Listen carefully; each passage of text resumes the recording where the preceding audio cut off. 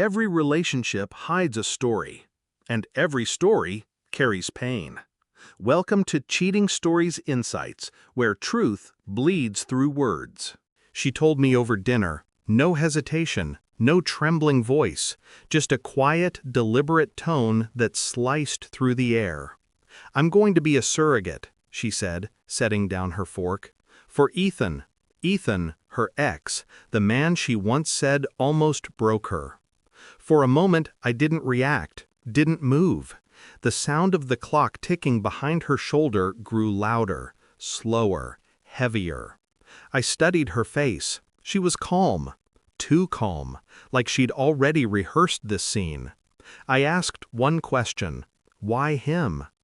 Her lips curved, not into a smile, but something colder.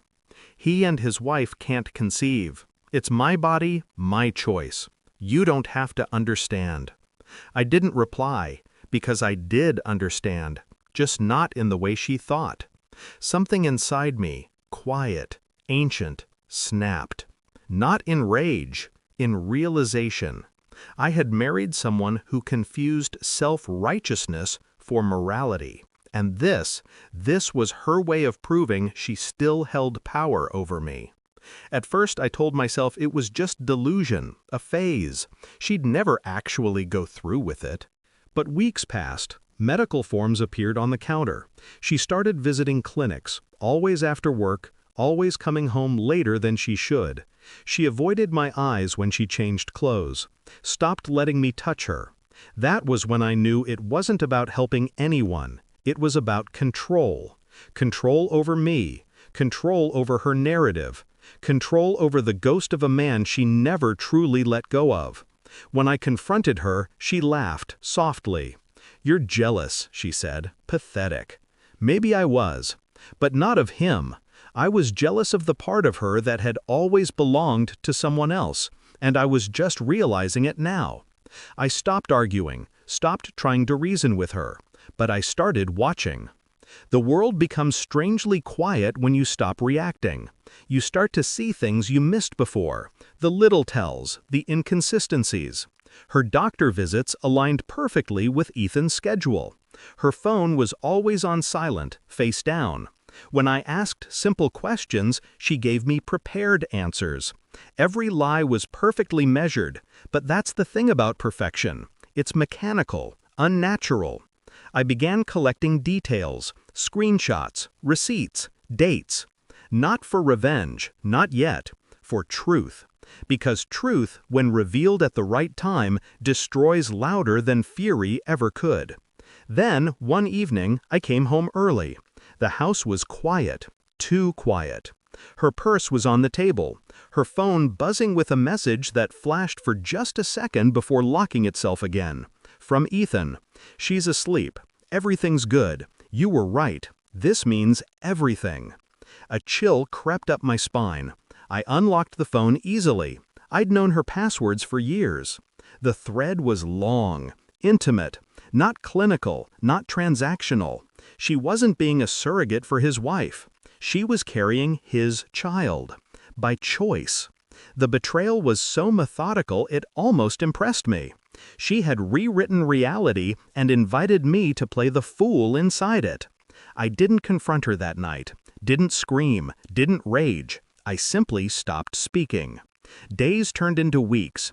I became a ghost in my own home. She noticed, tried to bait me with guilt, with self-justification.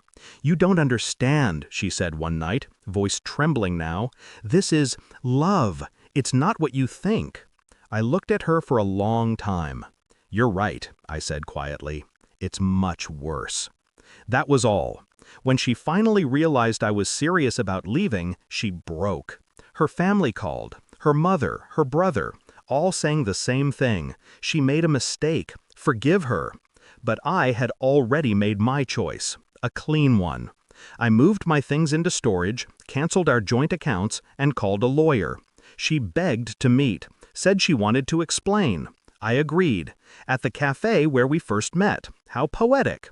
She arrived early, nervous, hands shaking. The pregnancy was showing now. "Please," she said, "don't do this. You can still be part of this. Of us." I stared at her. Us? I repeated.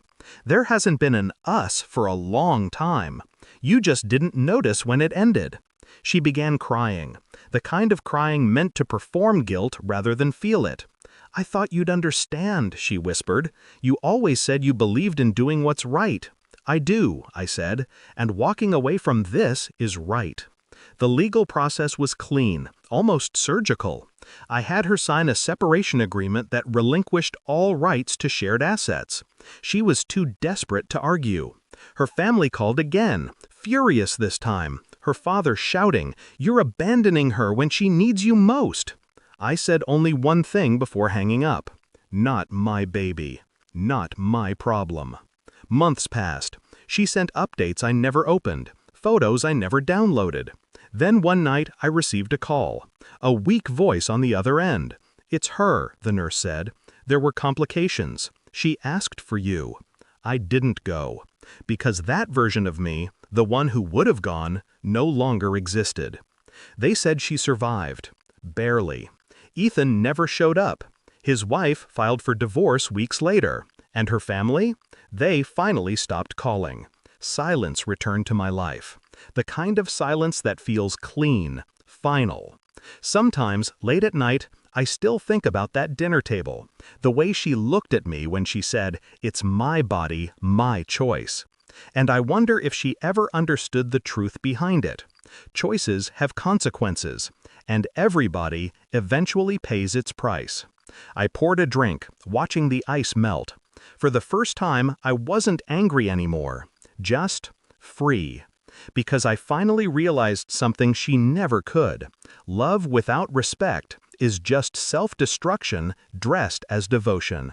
And some fires are best left to burn themselves out.